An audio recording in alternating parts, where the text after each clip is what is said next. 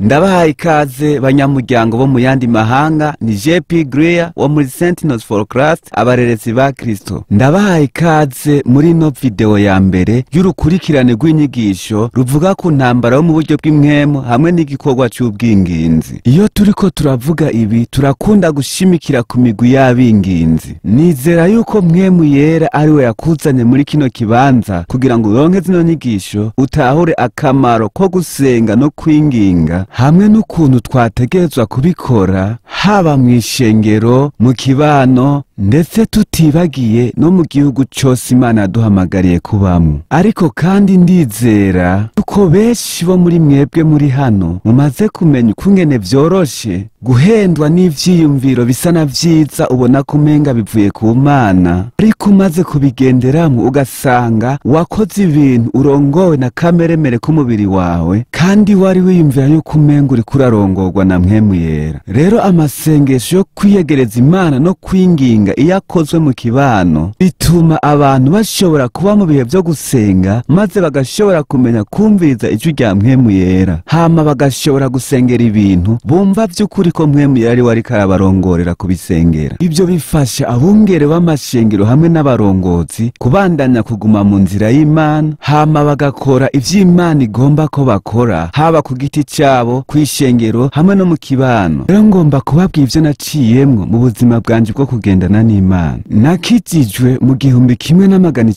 1978 ndiko ndamara imyaka 42 mu buzima bwo kwizera Yesu Kristo. Narabaye umwungere, narabaye umumenyereza w'abarongozi b'amashengero n'abapasiteri, nararongoye amakoraniro menshi atandukanye, narabaye umwungere ajejwe kumviriza abantu bafise ibibazo, naragendagenze mu bihugu bitandukanye vyo hirya no hino kw'isi, kandi narakoze mu bikorwa mpuzamakungu bivuga ibijanye no kuvuga ubutumwa bwiza hirya no hino kw'isi. Imyaka 40 yose ndi mu bikorwa vy'Imana numva impwemu yanje ibabaye, era nabona yuko ntariko ndumvira ijwi rya mwemu yera ngo rindongore mu gihe ngomba gutangura ikintu cyari cyo cyose. Mu 2015 niho nahise amaproje nariko ndatangura, amwe aranka ayandi avamwo umwimbu, nibaza yuko mwemu yera atari we yari yifuza ko ndonka. Ca ndavuga nti Mana, sinkeneye gukora ikindi kintu na kimwe ntatahuye neza ko ari cyo ugomba ko nkora. Rero Imana yaciye itangura kunyereka ingene notangura ikintu cyose mbanje gufata umwana wo gusenga, saba mwemu yera kugira ngo andongore maze anyereke ico nkwiye gukora, kugira ngo simbeho nirongora mu gikorwa na kimwe, ariko menye ko ndiko ndarongorwa na mwemu yera mu vyo nkora byose. Ivyo nivyo tuzobandanya kwiga muri runo rukurikirane rwa zino video z'inyigisho. Bazotwereka ukungene wewe nk'umwungere w'ishengero canke umurongozi woshobora kubikora. Nk'uko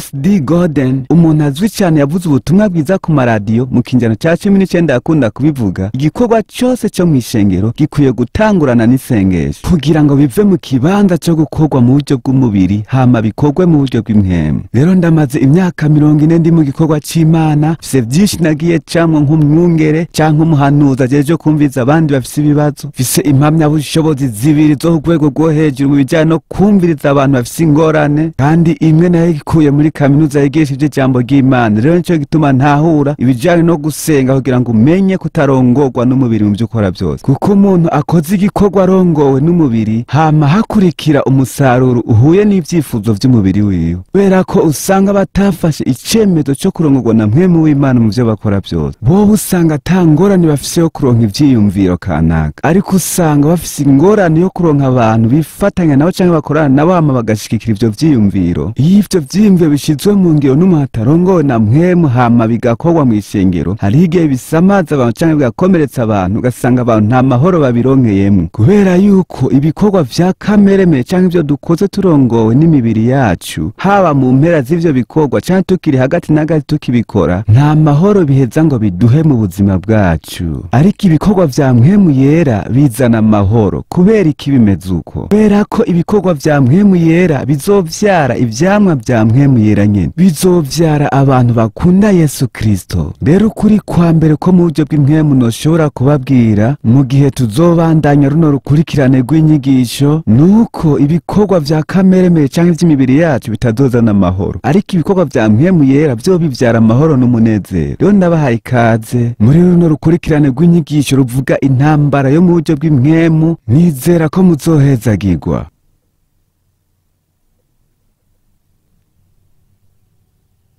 Rero ubu tugomba kurabira hamwe igice ca mbere c'intangamarara kivuga ku bijanye n'imigwi yo gusenga no kwinginga. Ngomba gutangura kuvuga gushiraho umushinge w'isengesho mu gikorwa cyose mukora mw'ishengero, hanyuma ndabereke n'amajambo yo muri Bibiliya abishigikira. Ariko imbere y'uko nkora ivyo, ngomba kubanza kubabwira ibintu bitubuza gukora turongowe na Mpwemu Yera, maze tugakora turongowe n'imibiri yacu twebwe nk'abarongozi canke abapasiteri, tutitayeho igikorwa woba urongoye canke uhagarariye. Ivyo twisanga vyashitse igihe umuntu atarongowe na Mpwemu Yera. Ivyo bituma umuntu adashika ku gutahura ico Mpwemu Yera agomba ko akora, haba mw'ishengero, mu kibano ndetse no mu gihugu cyose. Abarongozi barongorwa na kameremere k'imibiri yabo bashobora kumenyekanira mu kuntu bafata abandi mu bijanye n'imigenderanire. Ivyo mvuga nivyo nabonye mu gikorwa nakora co kumviriza abantu no guhanura abantu bagize ibibazo mu mashengero. Ikibazo nuko mu gishingo co kubona abantu nk'igiterwa kidasanzwe gikeneye kubungabungwa no kwitwararikwa. Murazi igiterwa urakibungabunga ukagishiramwo umwavu, ukagituturira, ukakibagarira kugira ngo uzuronke ivyamwa, kuko iyo utabikoze uko igiterwa kirapfa. Abarongozi barongorwa n'umubiri hakwitwararika igiterwa ngo bakibungabunge bace bagitwaza igitugu. Ntibabungabunga abo bajejwe, uko baheza bagatwaza igitugu abo bari bajejwe kubungabunga mu kubabera abungere beza. Ibica bishika nuko mu gishingo co kubaka umubiri umwe uri kuragenda mu nzira imwe, hacaho ubutandukane mw'ishengero, ugasanga umuntu wese ariko yirongora yongera akora ivyiwe. Turabona ko ivyo vyagiye bishika dusone muri Bibiliya, kandi turabona ingene Pawulo yagiye atorera umuti ico kibazo dusone mw'isezerano rishasha. Rero abarongozi barongorwa n'ivyifuzo vy'imibiri yabo, babona abantu nk'igikoresho kibashoboza kwishikira ku vyo batumbereye gusa. Ivyo birababaje, ntidukeneye kubikora nk'uko. Yesu ntabwo yigeze akora ibimeze bityo. Yesu yarasanzwe azi intumbero afise mu bwenge bwiwe, ariko yabona abantu nk'ibikoresho bidasanzwe ku buryo bw'uko Imana yifuza gukorana nabo kugira ngo izane ubwami bwayo ngaha kw'isi, ndetse no gucungurwa kugira ngo abantu bashobore gucungurwa bave mu vyaha vyabo, biciye mu rugendo rwo gutegura abantu kubona ico Imana yabaremeye no kugiranira ubusabane nayo. Rero ngomba yuko umuntu ashika kuri runo rugezo rwo gushobora kwirimbura wenyene ku giti ciwe, hama ukabaza Imana na Mpwemu Yera ati, Mpwemu Yera, mbega ni gute fata abantu? Mbega noba ndababona nk'igikoresho kifasha kwishikira ku vyo ntumbereye, canke noba ndabategura nkabitwararika neza? Kubera ico ngomba yuko mumenya nuko igihe mwotanguza imigwi yo gusenga no kwinginga, muzosanga ari abantu bakeya cane bemera kuba muri iyo migwi bagakora ico gikorwa co gusenga no kwinginga. Ntaco bitwaye, barashobora gutangurira bakeya hama hakaza abandi, ariko abahasanzwe bakwiye kumenya yuko babwirizwa kuba abantu bazi kwitwararika abantu, gufata abantu neza, bakabategurira kuba abantu Imana igomba, biciye mu kubigisha kumva ijwi rya Mpwemu Yera hamwe no kubandanya gukura mu nzira ya Kristo. Kandi niba batabibona muri wewe, ntibazoshobora kubibamwo hama ngo wavyigishe n'abandi. Reka rero turabire hamwe ivyanditswe. Turashobora kubona amajambo, urashobora kuyasoma canke ugashobora kuyandika nawe. Turashobora kubirabira hamwe hama turabe ivyashika igihe abantu bakoresheje gusenga mw'isezerano rishasha. Hariho uburorero 11 bwo mw'isezerano rishasha bwerekana igikorwa co gusenga no kwinginga. Urashobora kuza kuvyandika kuko mu kanya turagomba kubivugako kugira ngo bibandane kudufasha gutahura. Nababwiye akamaro ko kuba mu gikorwa co gusenga no kwinginga. Ubu naho ngomba kubaha uburorero 11 bwo mw'isezerano rishasha bwerekana yuko igihe cose habaho kugendagenda kwa Mpwemu Yera canke igikorwa cose kigaragaza ubwami bw'Imana, vyama bitangurana n'igihe co gusenga no kwinginga. Kandi akarorero ka mbere tukabona mu buzima bwa Yesu ku giti ciwe bwite. Muri Matayo igice ca 4 tubona Mpwemu Yera arongorera Yesu kuja mu bugaragwa gusenga kumara imisi 40 yisonzesheje, asengera igikorwa cari camuzanye ngaha kw'isi. Imisi 40 yo kugirane gusenga hamwe no kwisonzesha kugira ngo yumve ibiva kuri Data vyerekeye gucungura umuntu hamwe n'ikiguzi kidasanzwe vyatezwa kumusaba, arico co gupfira ku musaraba bw'ivyaha vyacu. Rero imbere yo gutangura igikorwa icari co cose, caba ico mw'ishengero canke ico ku giti cawe, wabwirizwa gutangurira kuba mu bihe vyo gusenga no kwinginga Imana kugira ngo ikurongore. Akarorero gakurikira tugasanga muri Luka igice ca 6 ku murongo wa 12, kandi hatwereka igikorwa Yesu yakoze co gutoranya intumwa 12. Mbega n'igiki Yesu yakoze imbere yuko atoranya intumwa 12? Yabanje gusenga, arasenga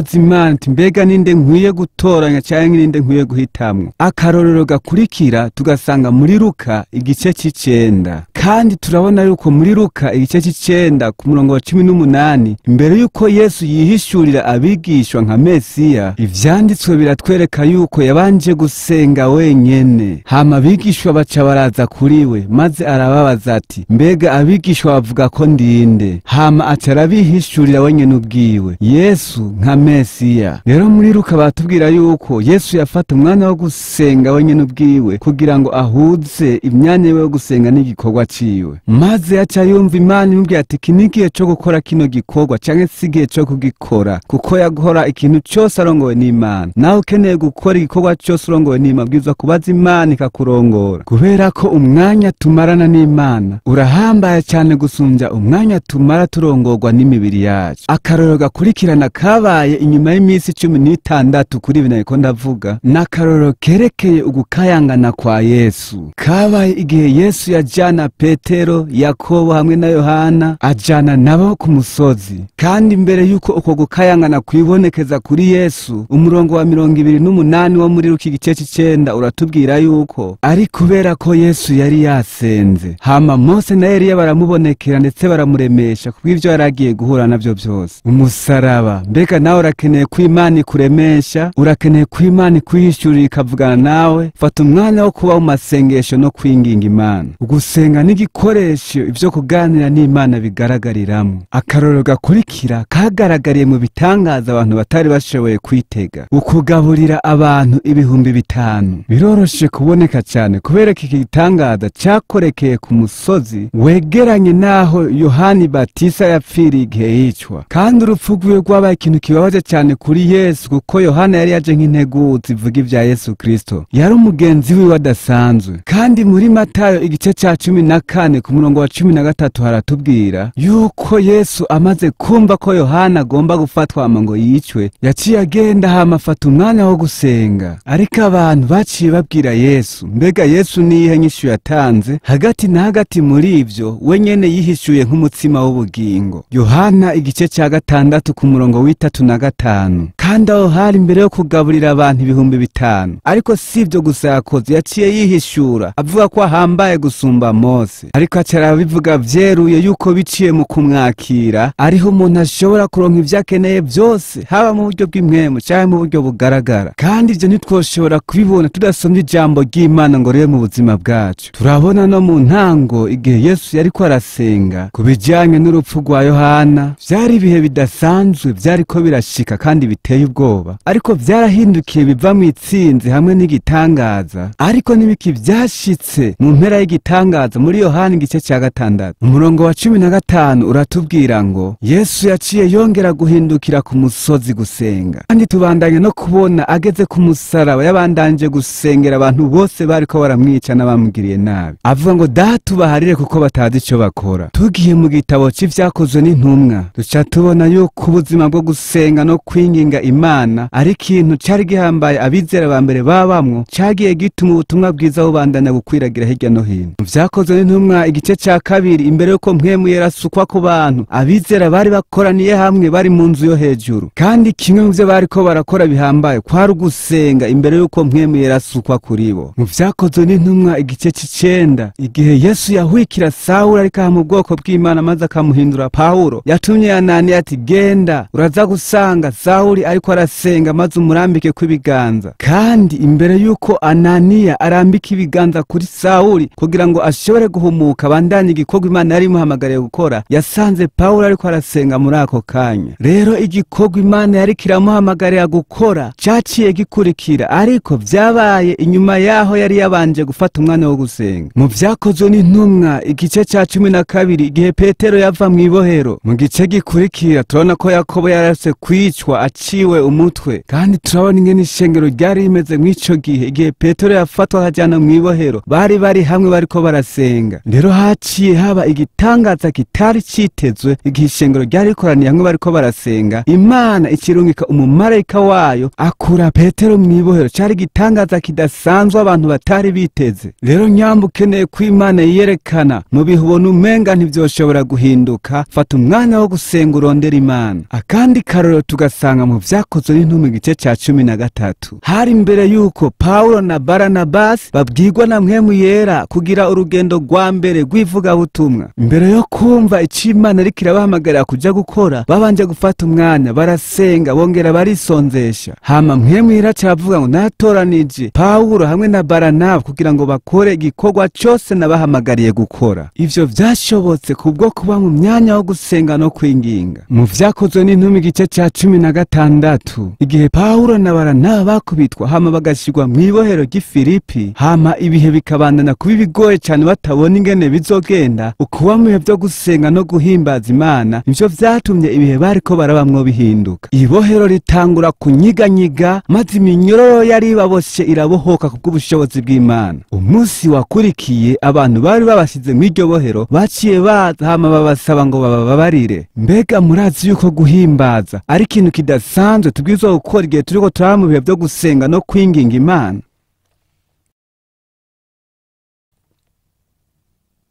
Ngomba gusozera mvuga ibintu bikeya. Ushobora kuba wari ufise imigwi yo gusenga no kwinginga cyangwa ugomba kuyitanguza, ndaguteye intege. Ariko hariho ubudasa bwo gushiraho imigwi yo gusenga no kwinginga barondera ubugombe bw'Imana hamwe no kubaho ukora ibikorwa bibaza ko ari vyiza Imana igomba. Mbega imigwi y'abinginzi iboneka gute? N'abantu bamaze kwegurira ubuzima bwabo Yesu Kristo nk'umwami n'umukiza, baja hamwe bakaba mu busabane bwo gusenga, hama bagasengera imitwaro yabo, bagasengera abapastori ndetse bagasengera n'abanyeshengero. Ico kiba ari ciza cyane kandi kiba gihambaye cyane, ariko si mpaka barinde kuba abantu bamaze gutahura kumva ijwi ry'Imana, kuko igihe bafashe ingingo yo gutangura kwimenyereza gusenga ndetse bagafata ingingo yo kurondera kumenya ico Imana igomba ko bakora mu kibano cabo ndetse no kwishengero, Imana iraheza ikabihishurira ko tuba dukeneye kumva ijwi ry'Imana mu byo dukora byose. Rero runo rukurikirane rwa zino video z'inyigisho zizobafasha kumenya ukungene mwoshiraho imigwi yo gusenga no kwinginga. Urashobora kuba ugomba gutanguza ico gikorwa, ni vyiza cyane kubanza kwiyumvira ingene woshiraho uwo mugwi, abantu babereye, n'igihe mwoza murakoranirako, hamwe n'ivyo mutangura kuza murasengera kugira ngo mubandane gukuza ico gikorwa cyo kuba mu mpwemu yo gusenga no kwinginga Imana, kuko izi ni inyigisho z'urufatiro zibereka neza uko mwobandanya gukora ico gikorwa. Ikindi kintu nifuza ko mumenya ni ukubona umugwi wanyu wo gusenga nk'ikambi abasirikare bategerezwa kwitegurira igihe bagomba kuja mu ntambara. Cyo ngomba gusigura nuko iyo hari intambara hama abasirikare bakaba bakeneye kugenda kugwana n'abariko bararondera kubagwanya, bama bafise ikambi bahuriramo, kandi ikambi ibafasha guhura kugira ngo bashobore gutunganya neza ibigwanishwa vyabo, ivyashaje babisubirize, hama bagende kugwana bafise ibigwanishwa bikomeye neza. Kandi muri ico kibanza nyene niho biyumvira mayeri n'ubundi buryo bokoresha kugira ngo bashobore kunesha intambara baba bagiye kugwana. Imigwi yanyu yo gusenga no kwinginga mukwiye kuba mufise ikibanza kanaka mukoraniramwo n'umupastori w'ishengero asanzwe azi, hama mugakorana,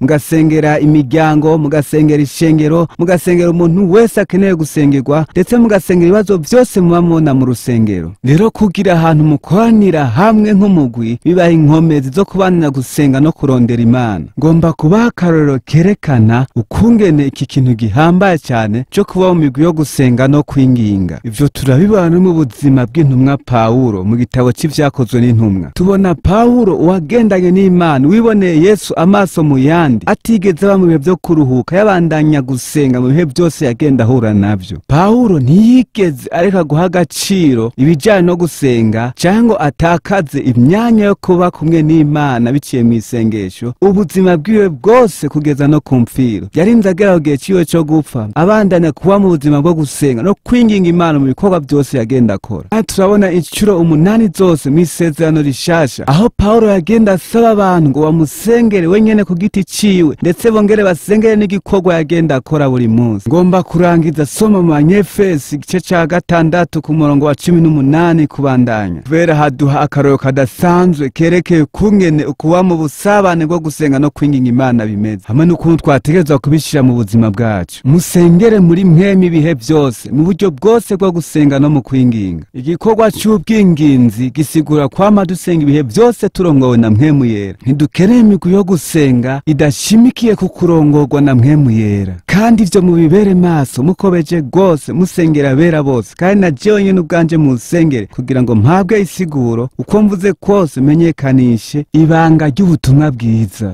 Rero ngaha haratwereka ko igikorwa cacu ari ukwama turongora igikorwa co gusenga, dusengera ishengero, dusengera abera bose, dusengera n'umuntu wese ku giti ciwe. Arabandanya ati ariko kandi musengere kuko ndi intumwa y'ubutumwa bwiza mboheshejwe umunyororo, sigure ivyabwo shize amanga nk'uko bimbereye kuvuga, kugira ngo mu vyo nkora vyose name namamaza icubahiro n'ubutumwa bwiza. Uko niko Pawulo yasavye abantu kumusengera kugira ngo abandanye gukora igikorwa cose Imana yari yaramuhamagariye gukora. Ivyo vyabaye inyuma y'imyaka 20 intumwa Pawulo amaze guhindukira akava mu nzira ziwe mbi akakira Yesu Kristo umwami n'umukiza w'ubugingo bwiwe. Rero nyamba intumwa Pawulo yabonye ko gusenga no kwinginga ari ikintu kidasanzwe kugira ngo abandanye kuvuga ubutumwa bwiza mu kwagura ubwami bw'Imana, natwe tubwirizwa kubikora. Aha niho tugomba kurangiriza kino gice ca mbere ca video y'intangamarara. Muri video ikurikira muzokwiga ukungene mwoshobora gutanguza imigwi yo gusenga no kwinginga, twige ukungene twoshobora kubikora, twige nabo twoshobora gutanguza muri iyo migwi,